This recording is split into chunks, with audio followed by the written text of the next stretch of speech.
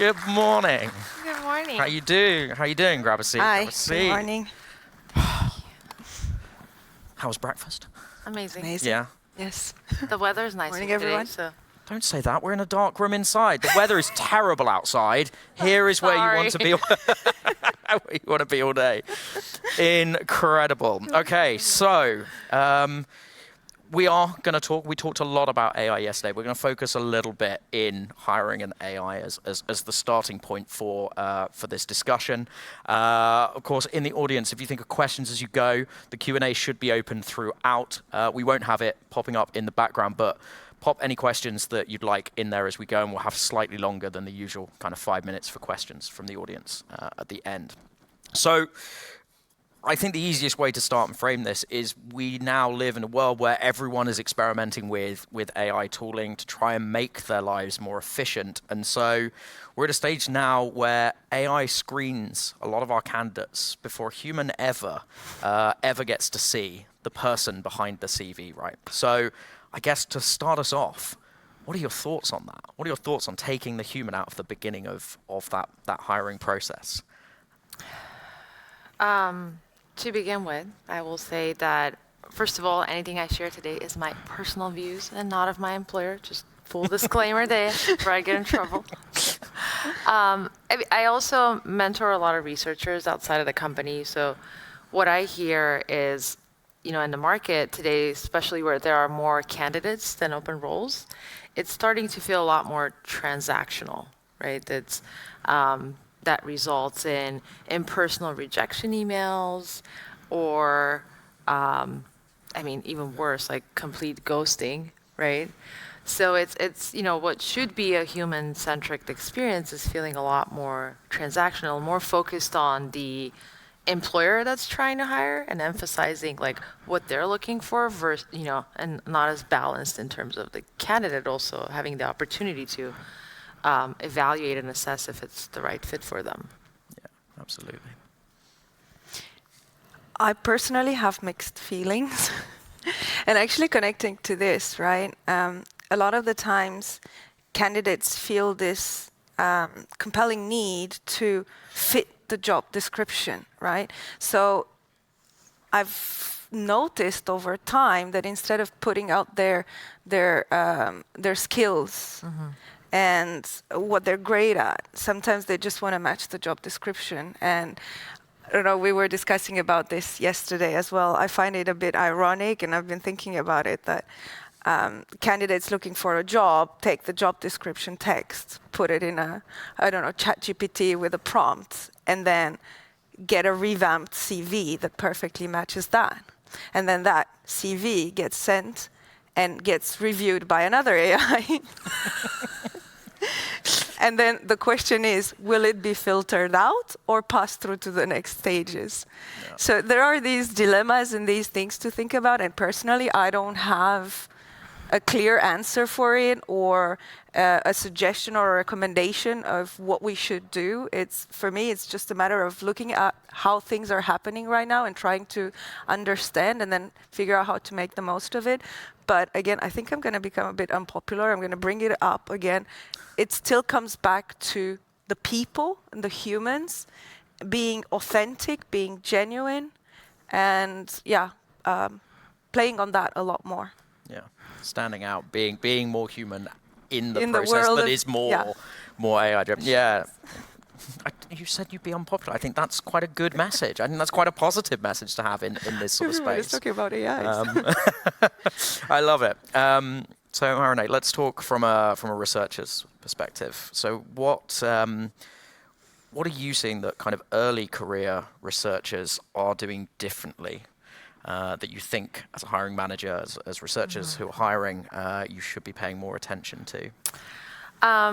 I think it's super refreshing to see the energy they bring to the workforce, and there's a lot of curiosity to try new things and do them differently and challenge kind of legacy processes and methods.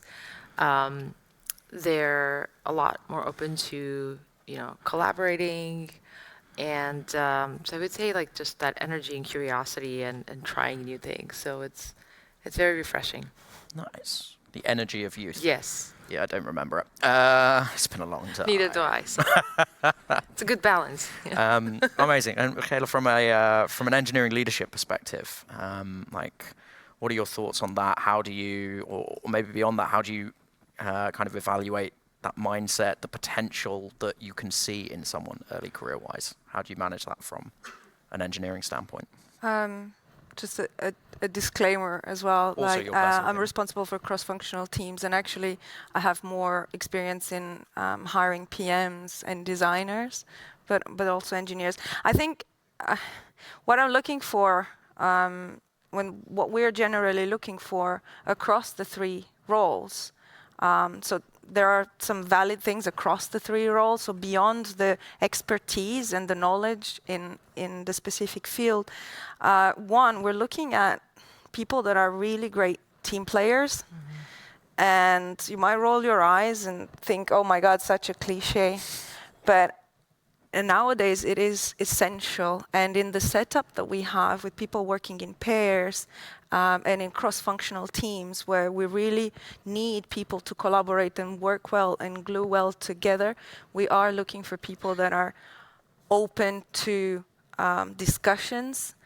And we're looking at good communicators, people that are able to articulate their opinions and their ideas, and at the same time listen to their colleagues or other people's opinions and ideas, and be willing to have discussions, give feedback, and find a common ground, right? So it's more about finding the common ground and reaching agreements and alignments rather than, one-upping each other and fighting for who's right. Yeah. And we live in a world where we need to solve really complex problems. So another very important thing is we're looking for problem solvers and critical thinkers, and people that are able to showcase how they think. So we have exercises in the interview stages that we actually use to evaluate for that. So give people challenges and see how they solve problems and how they think through that and how they explain their thought process as well. And then another thing I'm looking at a lot is about, thinking of potential. People at early stages in their career, it's about the willingness to learn, right? The willingness to grow, the willingness to develop, because everything is always changing. So you don't want people that are happy with where they are. We want people that are more willing to grow and to move forward and learn new things and experiment. Yeah. And I think mostly on these areas. I love that, and it's interesting. I wanted to tease onto the more like practical way that you can assess that. Obviously, interviews are very, very short. We have a very small chunk of time with a person who might end up working with us for a very very long period of time. You mentioned some of the critical thinking exercise you do.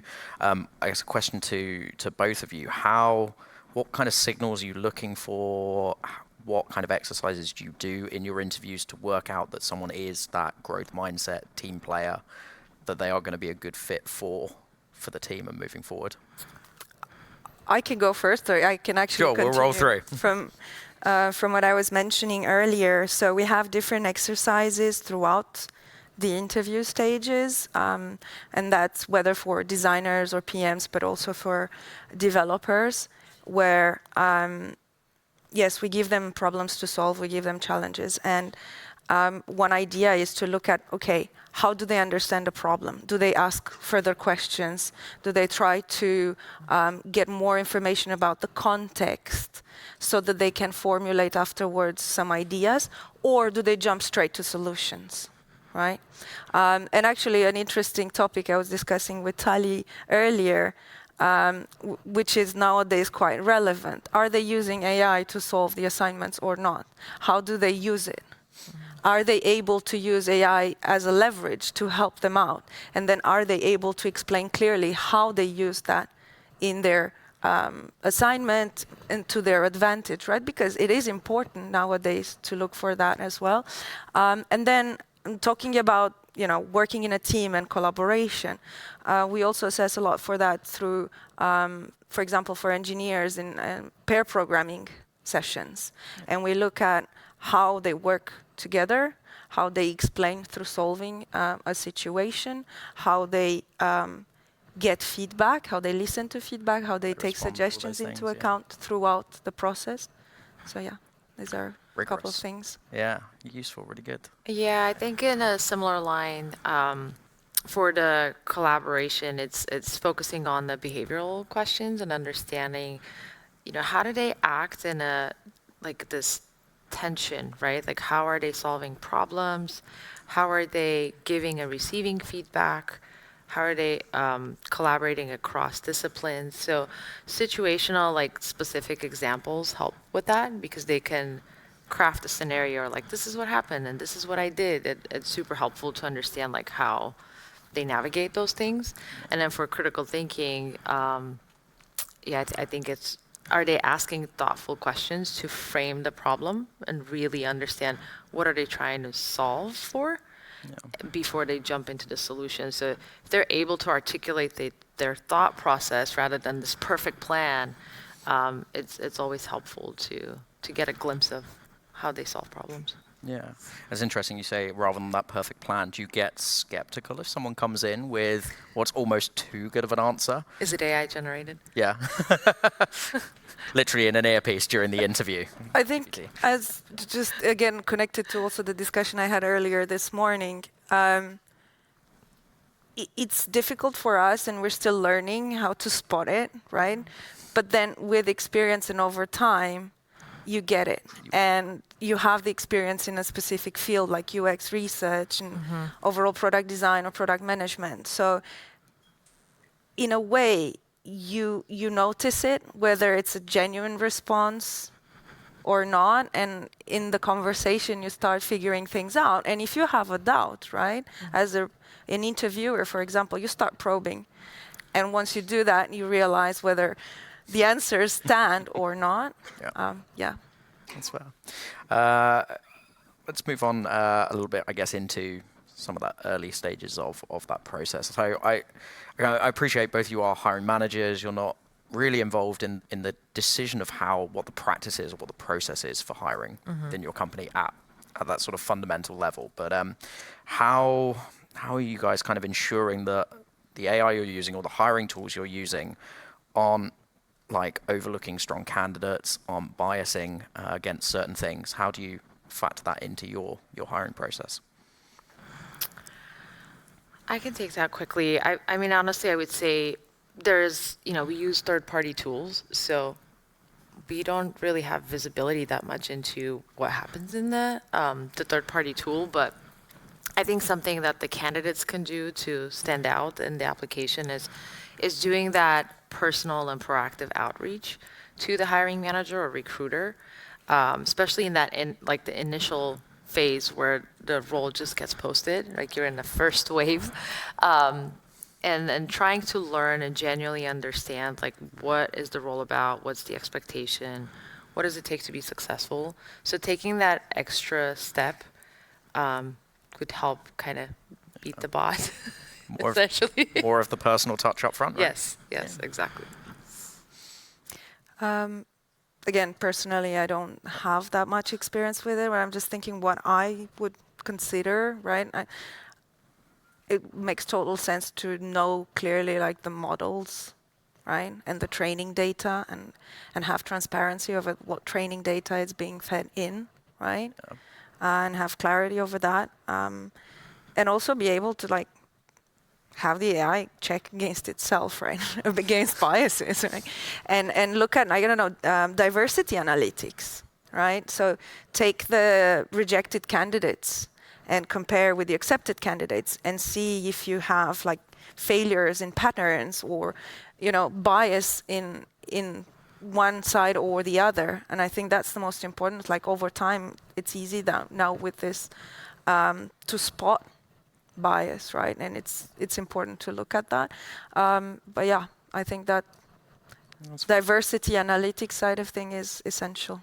Yeah, really important to look at everything that comes in and then almost do a data review. Yes. On a fairly regular basis to make sure that the things that are meant to be driving efficiency are driving efficiency rather than weeding out the wrong people or ending in a difficult situation. I think it's a really tricky balance between things. Obviously, the personal touch, I think, is really important.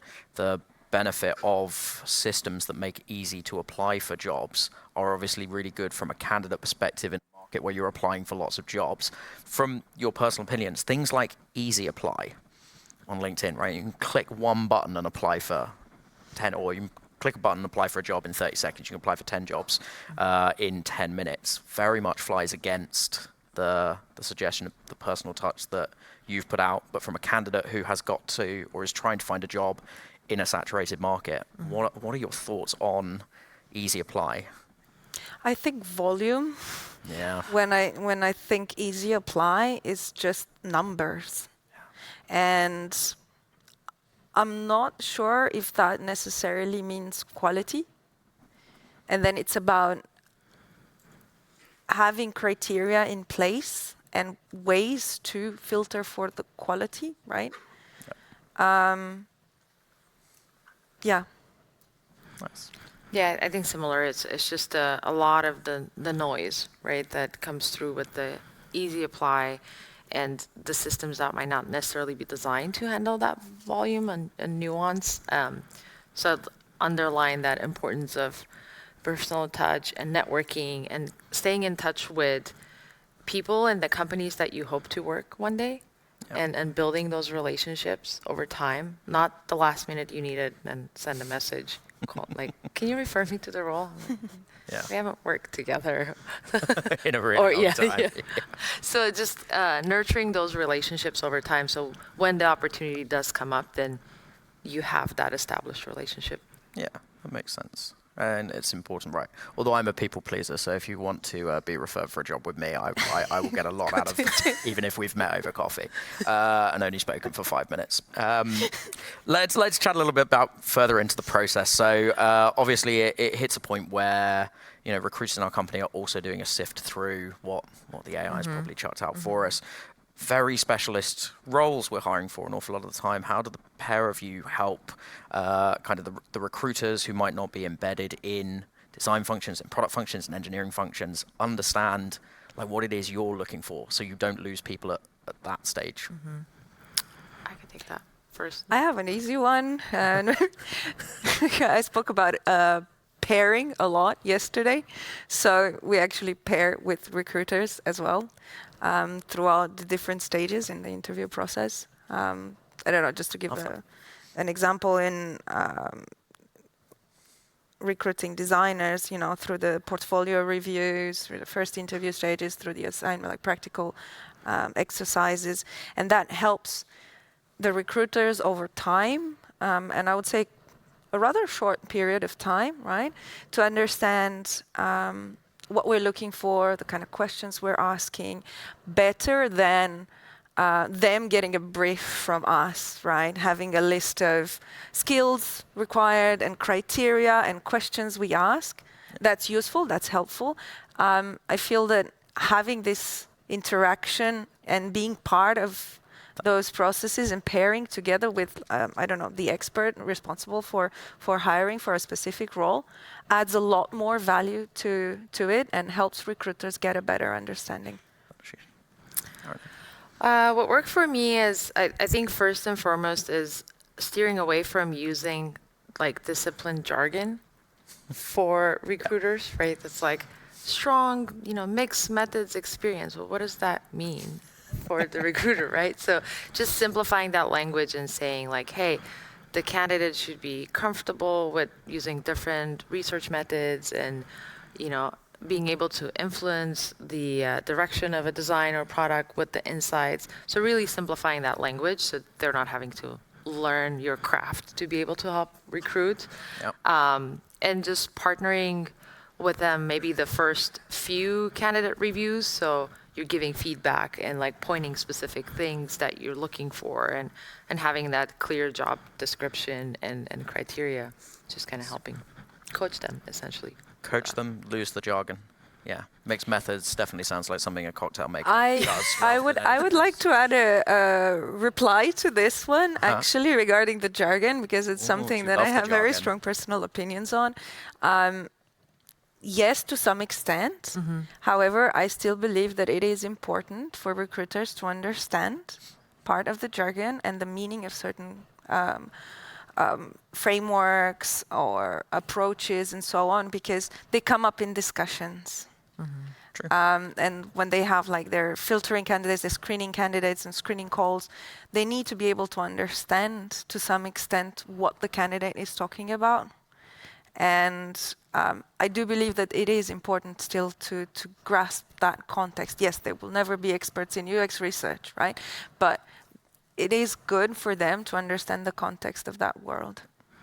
I suppose take out some of the jargon from how we talk to Yes. them about things, but prepare them Prepare them. that a candidate Yes. is going to use that terminology Yes. within the space. Yeah, nice. I like that. That's a nice balance to it. I thought I was going to have to move my chair between you for a minute. No fighting. No fighting? No. Okay, cool. That's good. Hopefully there are a lot of questions so the Q&A doesn't just become a punch-up. Fantastic. Before we move on to, I'm really keen to get audience questions on this. So although we're still got a little bit of time technically on our discussion, I'd like to move on to Q&A quickly. So very briefly, in 20, 30 seconds, once you've hired someone, again, let's talk about the junior level, because I think currently with the rise of AI doing lots more of the like smaller or easier to do efficiency jobs, I think breaking in at a junior level is more difficult. What are the pair of you doing to mentor and to coach and to help junior people when they dive into crazy high-paced, high-delivery environments to get them up to the sort of skill level you're at? I would say, at that entry level, the researchers need a little bit more guidance and structure. So I like to prepare a very detailed onboarding document that includes their 30, 60, 90-day milestones, right? Like, what do they need to accomplish?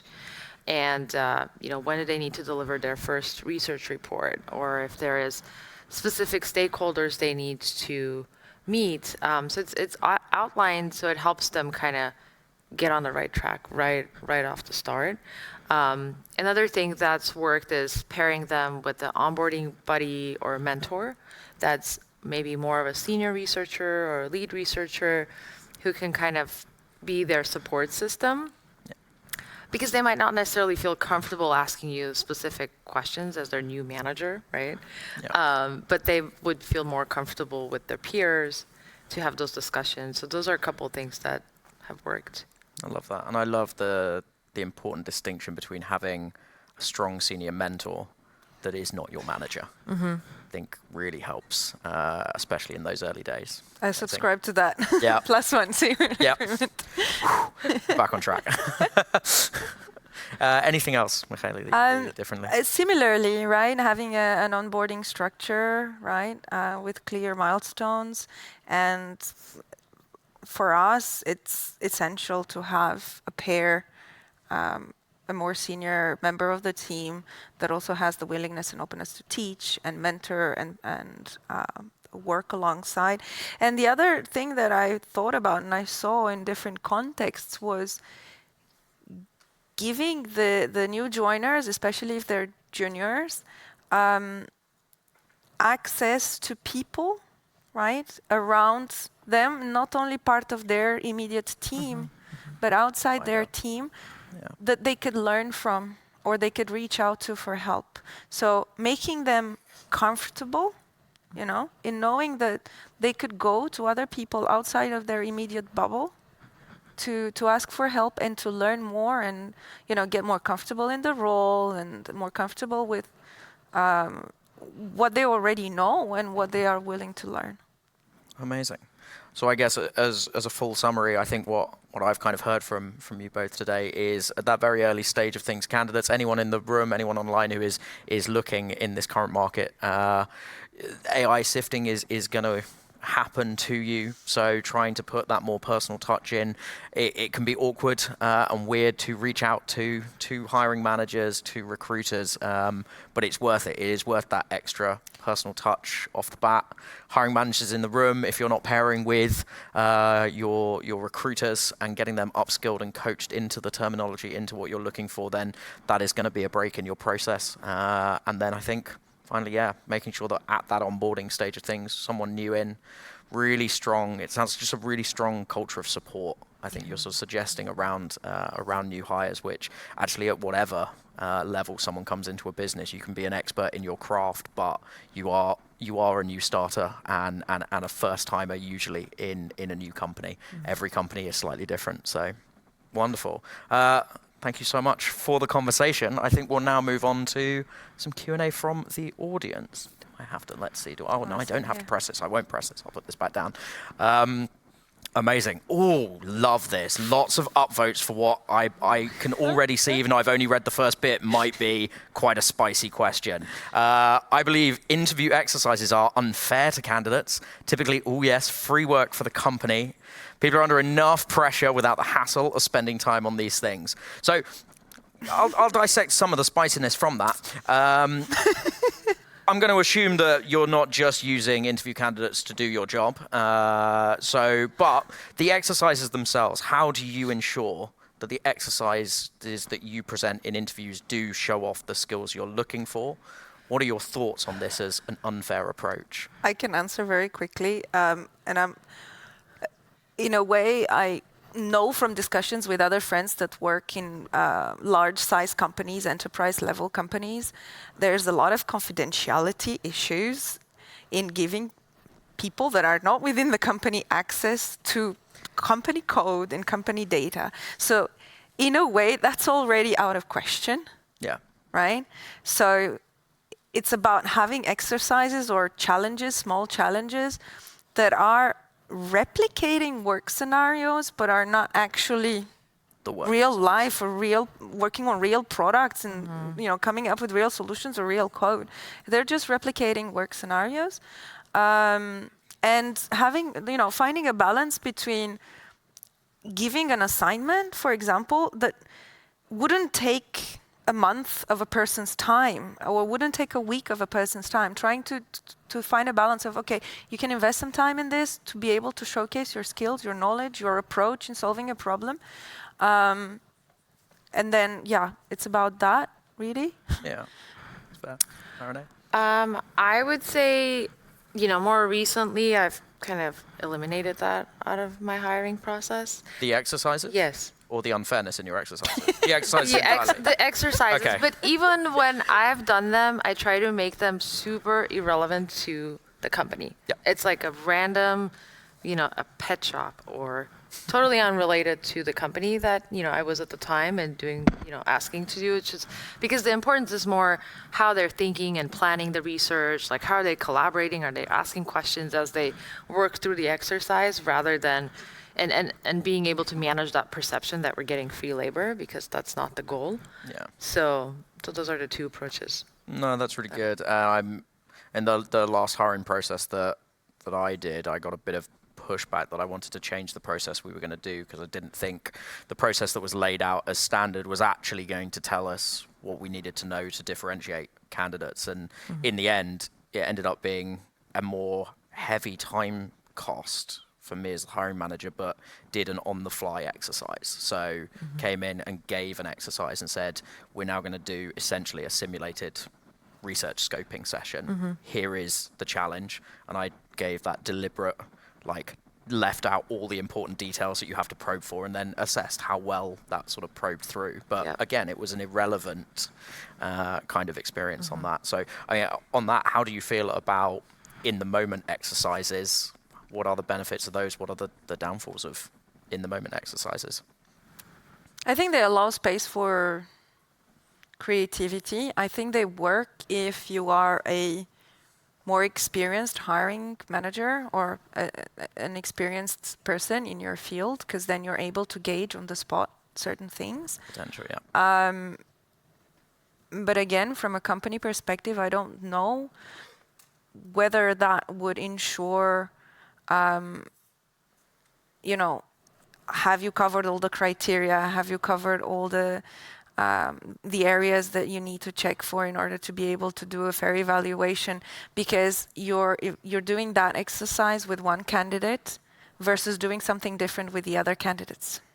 So then how do you ensure that balance of fairness in the evaluation? Yeah, the starting Right. point's the same, but it becomes a very different conversation on where people take it. That's fair. So, yeah. Renee, any thoughts? I think I No, covered. that's okay. Yeah. That's good. I mean, from my side, as you can all probably tell in the room, I'm fairly happy not having a plan and winging it. And so for me, those in-the-moment exercises don't stress me, but I can imagine for people who like to be more methodical and be slightly more prepared for things, I hadn't taken that into consideration, I think, in my last hiring process, that actually the stress of not knowing what you're going to have to do in the moment might be a little overwhelming. Yeah. I think just reviewing their portfolio and getting the right instructions to prepare the content that's relevant for the role it's more fair, right? Yeah. Like they have the time to prepare. In reality, they would have the time to plan the project. Yeah. So just speaking to that and articulating the impact they made through their portfolio is more effective than some random exercise. Well, I've hijacked for a question I was interested in. Sorry, everyone. We'll go back to the Q&A. I'm not very good at my job. I love this one. I don't think your name is fair, lazy designer. I think work smarter, not harder designer. Okay, and I'm going to try and deliver this in the way it was meant. Do cover letters really matter? Really? They really matter? I think the question answers itself. What's a cover letter? I'm just kidding. Fair. There you go. They don't really matter. Yes. Actually, I mean, when was the last time you guys applied for a job? Did you send a cover letter in? I don't think I did. No. I don't remember last time I applied for a job. But I was trying to think whether I'm checking cover letters or not. Sometimes I am, but they're not an essential requirement. Like if they're not there, they're not missed. Yeah, I think my advice would be just incorporate it into the resume. If there's like additional things you like to highlight, a skill or passion or enthusiasm, just include it in the resume. Amazing. And then it's fewer documents to check for the AI. That is fair. My timer has just clicked onto a new 2 minutes, which I believe is my time to awkwardly stand and ask for feedback. But before I do quite like the top question. So in one sentence, AI hiring process being strong on people. This person says, I would like to know upfront if a human sees my application or a bot. Do you think we should be putting the sort of Spotify, this music was made by AI disclaimer on our hiring processes? Yes or no? Let's finish Very it. interesting question. And I only want a yes or no from you. Should we be clarifying up front? Yes. Yes? Yeah, I think that'd be fair. Wonderful. To do. Agreement to Believe the in end. transparency, right? Yeah. Yes. I love it. Thank you so much for the discussion. I hope this is entertaining. We sprung this on you very last minute, so thank you so much for all of the insight you Pleasure. gave. Thank you. Thank you. Everyone.